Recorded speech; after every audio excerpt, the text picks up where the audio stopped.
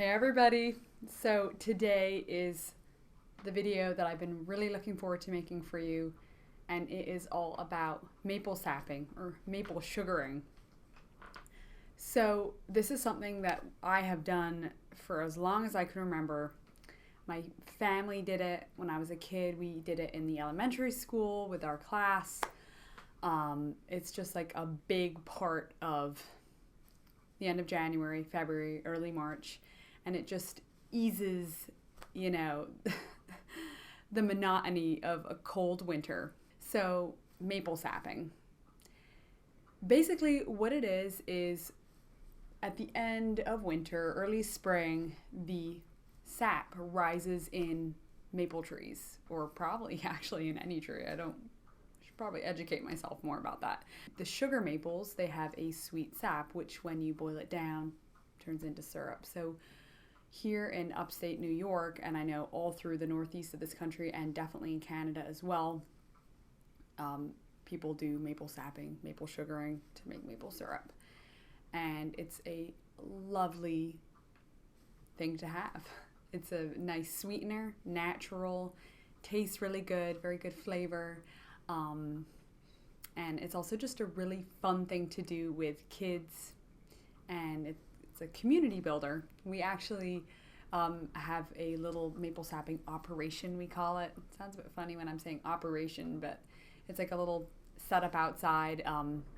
It's not a huge, big, fancy thing. I know the commercial people have phenomenal pans and do this and that, but we just have a very simple setup outside. We do it with our neighbors.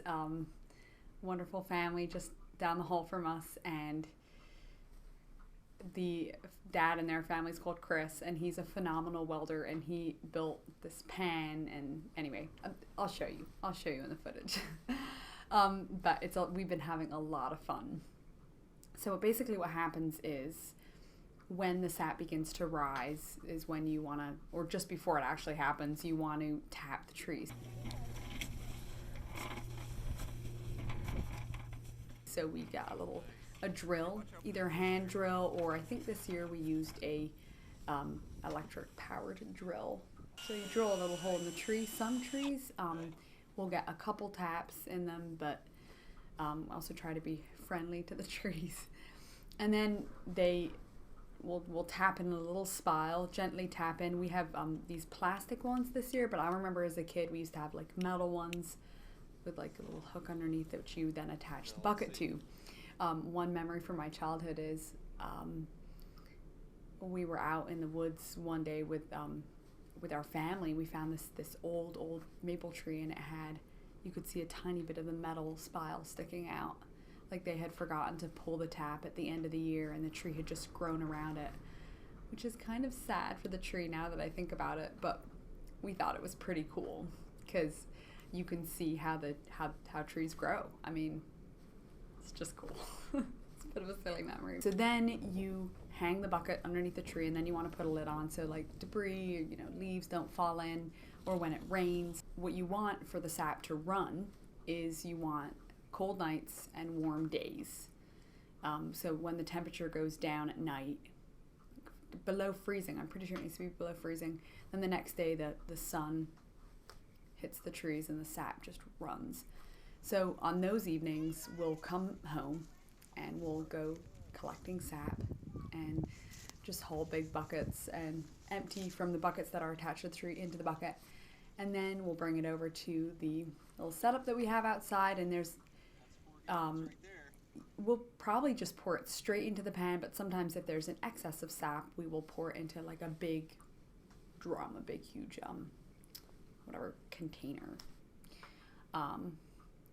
So then we'll do a wood fire underneath, and they have built it in such a way that will maximize the heat from the wood underneath. And Branson and I remember a while ago I made this video that I did with my about being at home with my boys, and we did some wood splitting and some wood stacking. And we have already used up all that wood that we split and stacked, so we'll have to do more of that soon. Anyway, so we'll use that wood, light a fire underneath, and then slowly the sap will start to boil. And basically what you're trying to do is you're trying to get rid of the excess liquid, or you're trying to boil off water so that you have the end product of syrup. It's a lot of fun. Like, the kids play around, and you just kind of hang out and chat, you know, just have a good time. And then, of course, one of the funnest parts is tasting.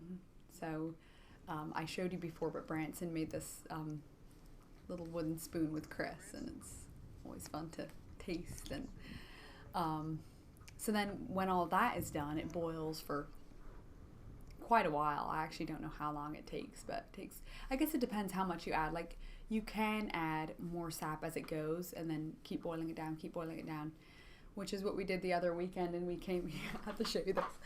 I don't know if you can see this, but it's kind of like dark syrup, and this will be good for baking, or I like to make granola with syrup, which I should actually do a making granola video with you at some point. Remind me. So then there's this crucial point at the end when the syrup is almost done, and it can literally happen in a second, but you have to take it off so fast, otherwise it's gonna burn. So there's always like this critical moment where like everyone's like, is it done? Is it not done? Is it done? Is it not done? So it's really funny. So you take it out of the pan, not in the totally finished state, and then we finish it off inside. So basically what happens is we have this thermometer, this maple syrup thermometer, that you calibrate it with boiling water, and then you put your syrup that's not quite syrup into a pot on the stove, and then you put your calibrated thermometer, and it gets to a certain number, it gets up to the 7, and then it's done. So I remember, like, when I was a kid, my mom used to dip this wooden spoon in with like a flat edge, and it was when it sheeted down. I can't really describe it, but she would like dip it in, and then when it ran in a straight line, not drip, then that's how she knew it was done. We didn't have all those fancy thermometers back then. Whew, makes me sound so old. Anyways, then we finish it off, and you pour it. You want to sieve it to get, because it is out on a fire, it can get like leaves and stuff can blow in, or soot or whatever. So then you sieve it through, and it turns into this, well, this isn't perfect, but really nice syrup, and then seal it with these lids. And there's also some plastic containers that we do. So, and of course, then one of the best parts is just enjoying it. And I love making things like waffles and French toast and all kinds of good baking with syrup. So Branson especially loves waffles. So we'll be making waffles probably a lot coming up soon. Anyway, I hope you enjoyed this video, and I hope you're all having a great spring. I'm really ready for it to warm up though. So any signs of warmth are very welcome. Anyway, I'll see you all next time, and have a great rest of your week. Bye.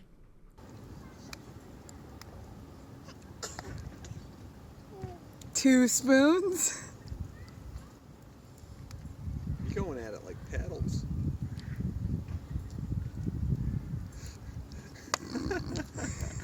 Alright, dude, that's enough. That's enough. Okay. Now we gotta bring your wooden spoon inside. Put your other spoon back by the sieve. Put the metal spoon by the sieve and bring the wooden one inside. And don't fall in the fire. Can I not